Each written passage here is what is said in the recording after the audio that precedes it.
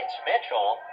So Gary will take his base, and he'll trot down to first. Anthony Bemba coming up. Well, we've got Tyler Heineman behind the plate, and you were a very big part of Heineman's development as a baseball player. He came to you as a walk-on out of a small school in West LA, and now here he is, 12 homers in the Cal League this year, just his second professional season. You've got to be very proud. Yeah, we are. I mean, that's not really surprise us. He didn't play the first 2 years, but we knew he was good. He played behind Stevie Rodriguez, and that third year was magical. He led us to Omaha, and he hit from both sides of the plate, and he received, and it's just a great story for any young player coming through college that, really wasn't recruited a whole lot, that it just goes to show you how far you can go with a good mindset and a lot of talent. 1-0 pitch on the way to Anthony Bemba, foul back. We were in Bakersfield when you guys were in Omaha. You played that final game. And Heineman, every day you guys were in the College World Series. He came in with a UCLA polo on. I mean, he was really into it. And I know it killed him that he wasn't able to be there, but he was so happy for you guys. He's a great Bruin. I mean, his family's very involved. They're a West LA family. And, he's just one of those guys that you're so happy and really proud for him. And like I said, I think he is a major league player. I mean, certainly he's in single A right now, but he's making those strides up the ladder. And like I said, his success doesn't surprise us. He was always a talented player, and it just goes to show you, how strong he is. And he's done a great job for these guys. 1-2 the count. There goes the runner. Pitch to Benboom, swung on, grounder to second. And because the runner was going, no chance for a double play, Perdomo fields the ball, and his only play is to first base. So Mitchell moves up to second. There's one away. And Brendan Gowans coming to the plate. Well, congratulations on the win, and that's very exciting. And I know we were talking about it earlier. You're in the midst of designing your championship ring now. And if you want to call the JetHawks front office, we'd be glad to give you the phone number and let you know what we decided to do with our ring. But that's got to be such a cool experience for you, and for you especially, because you really built that program from almost nothing when you started at UCLA and all the way to the top. Yeah, there's nothing, as you know, there's nothing better than getting a ring and winning a championship. And it's our first national championship in baseball on 109th for the school, and just very proud of for the Bruins. And that win was for all the great Bruins. Bill Hasselman, the manager of Inland Empire, and you're talking about from Jack Gifford to Gary Adams to some great players that went through there: Chase Utley, Troy Glass, Eric Karros. I mean, there was some great Bruins, and they all called, and they were all very excited. And I know there's a lot of people following us. 2-0 pitch coming up here to the batter Brendan Gowans, and it's in there for a strike. 2-1. JetHawks trailing 3-0 in the fourth. A runner at second, 2 balls, 1 strike, 1 out. And we're joined here in the broadcast booth by the head coach of the UCLA baseball team, John Savage. West comes set, right-hander checks second, lifts the leg and deals, and Gowans hits one in the air. 1 hop over to Fontana. He fields, fires to first. Gowans slides headfirst into the bag, and he is safe, according to Lee Myers. So that's an infield single for Brendan Gowans. And the 66ers back in business again, first and third, 1 away. And here is Eric Stamens. Watching a game like this, there are so many guys out there who played college baseball at the highest level. And you, I know, recognize a ton of the names, not just from UCLA or the Pac-12, but even a guy like Nolan Fontana, who you played against in the College World Series a couple of years ago. Yeah, there's a bunch of great players on this Lancaster roster. I mean, you got Andrew Applin, who's having a terrific year. You have Nolan Fontana. Of course, you have Tyler. There's a lot of guys that you're familiar with. I mean, you saw them really grow up as high school players and then college players, and you saw a couple of them back in Omaha, and you knew Applin and, of course, Fontana, and those types of guys were going to be special players, and, they're proven to be that at the professional level. Rodney Linares, by the way, just came out to the mound to talk with West. Blair Walter is still throwing in the bullpen, but Linares did not make a move. So West will go on.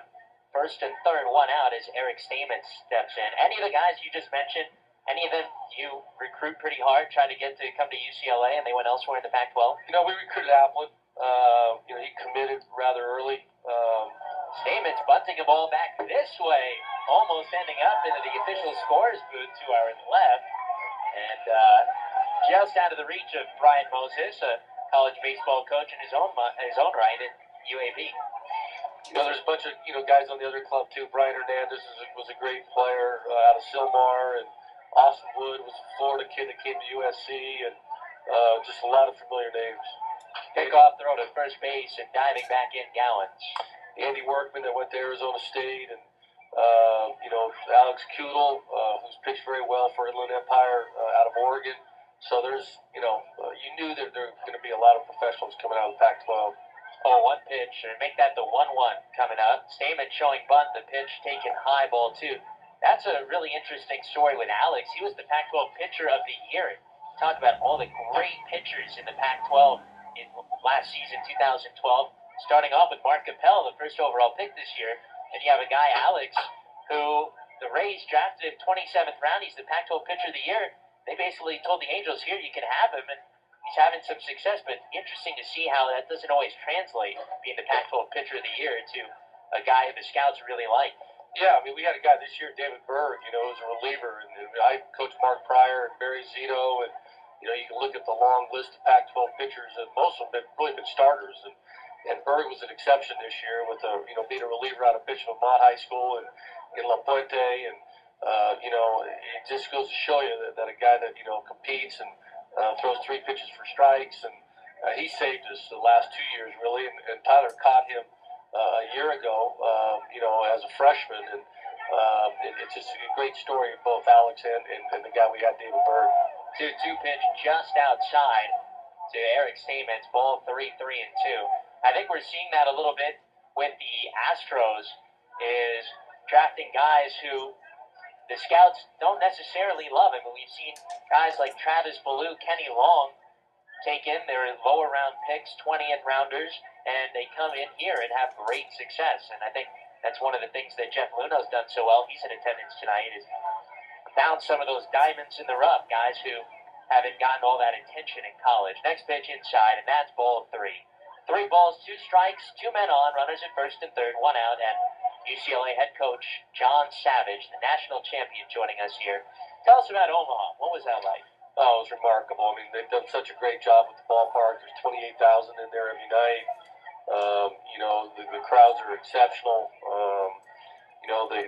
The city has embraced it. All 8 teams now stay downtown. It's really a fan fest, really, and just great atmosphere. And I know people complain about the ballpark and not enough offense, but I would tell any father to take his son to Omaha. It's one of the best experiences, I think, one of the best NCAA championships around.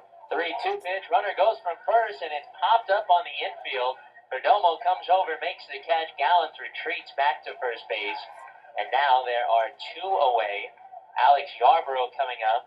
Runner still at first and third, and the JetHawks down 3-0.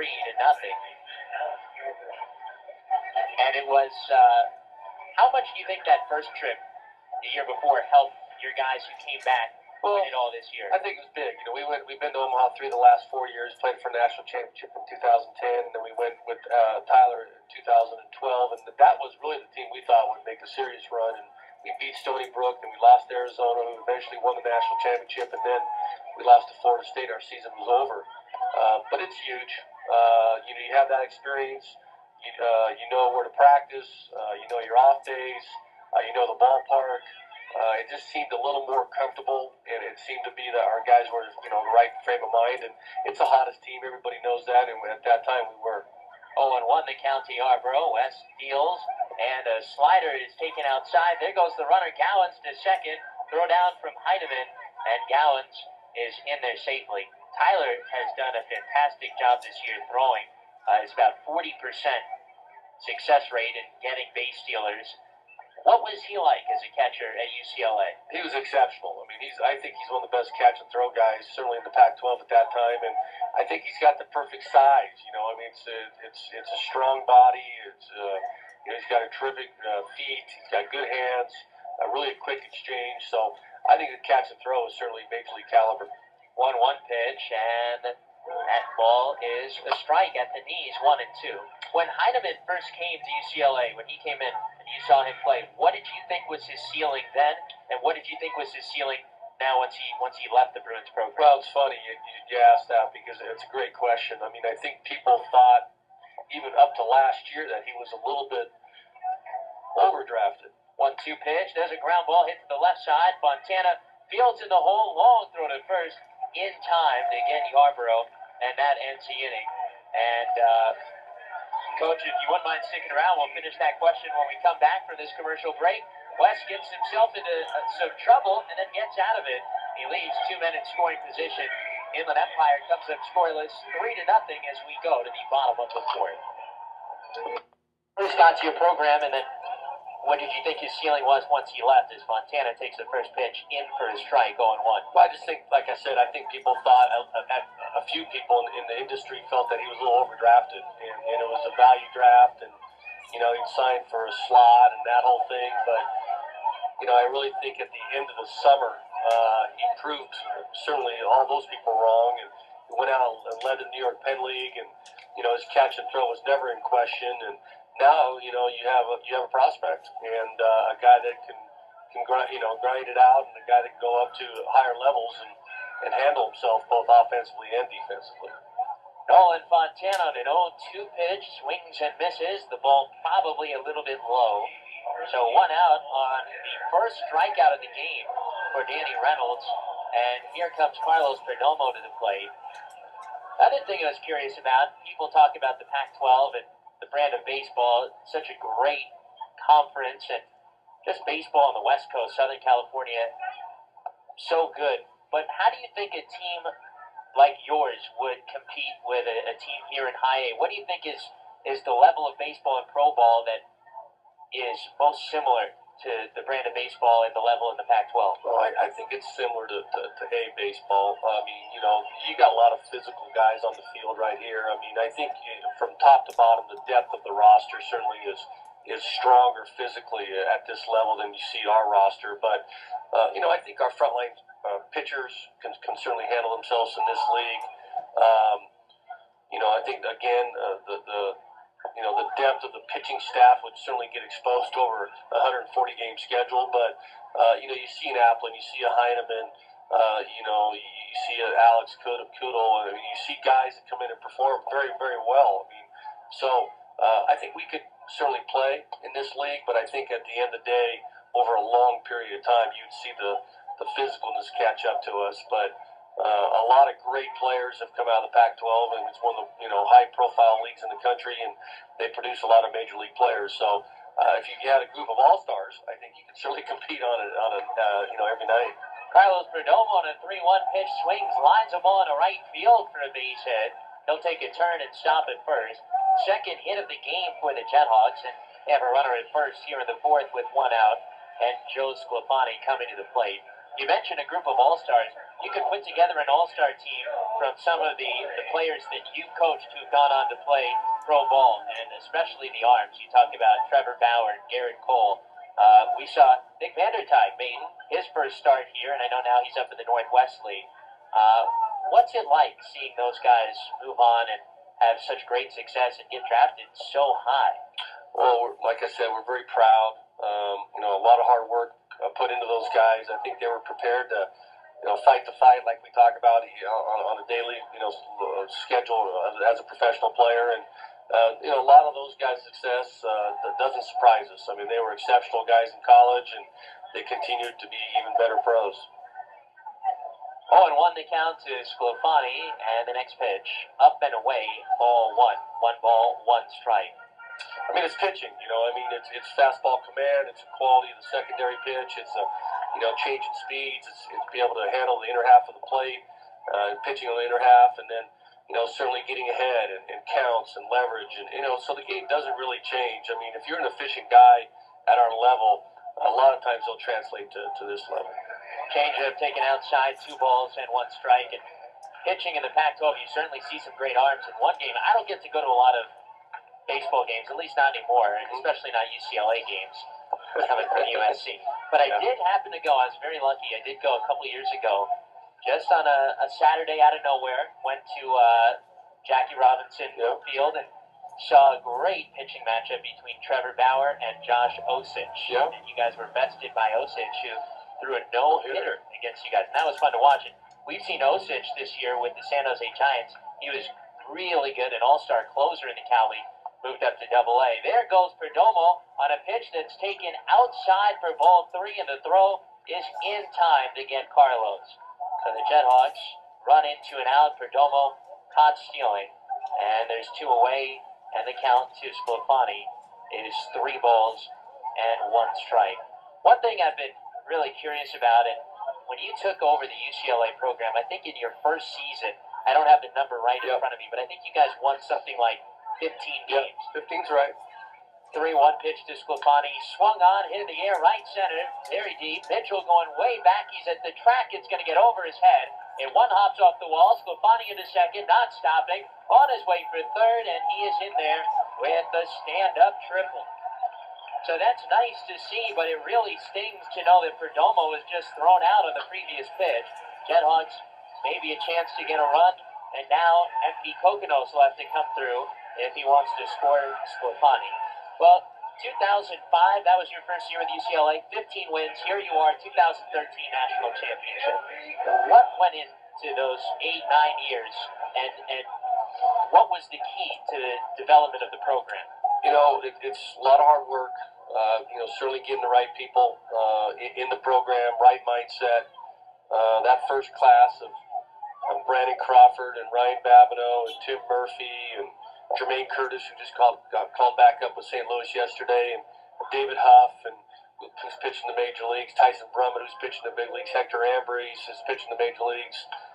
Pitch swung on, fly ball, straightaway center, and that'll be easy for Brennan Gowans, and that ends the inning. Sclafani left at third. We'll stick right here so you can finish. Well, it's just, like I said, it's a right mindset, it's a right environment, it's a right culture. It's an everyday grind of really developing the program that you want, and a lot of good assistant coaches, and a lot of good families, a lot of good personnel, a lot of character guys. I think, we have gotten good because of character, of guys that are accountable both on and off the field. They manage their time. Certainly they handle the academic side of it, and they're solid. They're just solid people and solid players. And then, you have to be fortunate, and that's what we were this year. Is we've had maybe just as good or better teams than this year, but this team, made that run. But so it was a lot of fun, but hopefully that wasn't the last one. So we're still building is my point, and it never ends. The recruiting and certainly getting the best student athletes to go to college and have the willingness to go to school and get their degree, or at least strive to get their degree, and want to have that experience of playing in the Pac-12 and playing in the Cape Cod or up in the Western, in the league up in the Northwest, and it's a terrific league as well, and all those experiences that they want to go out before they go out, to be a professional player. Well, I think, and I speak for coaches out there, I'd imagine that it's one of the most fulfilling things to take something that pretty much starts from nothing and build it all the way to the top. But I will say this, get those national championships while you can, because USC is about to catch up, and they're going to make life really tough for you. I like your positive thoughts. I mean, that's good. That's you being a true Trojan, so that's good.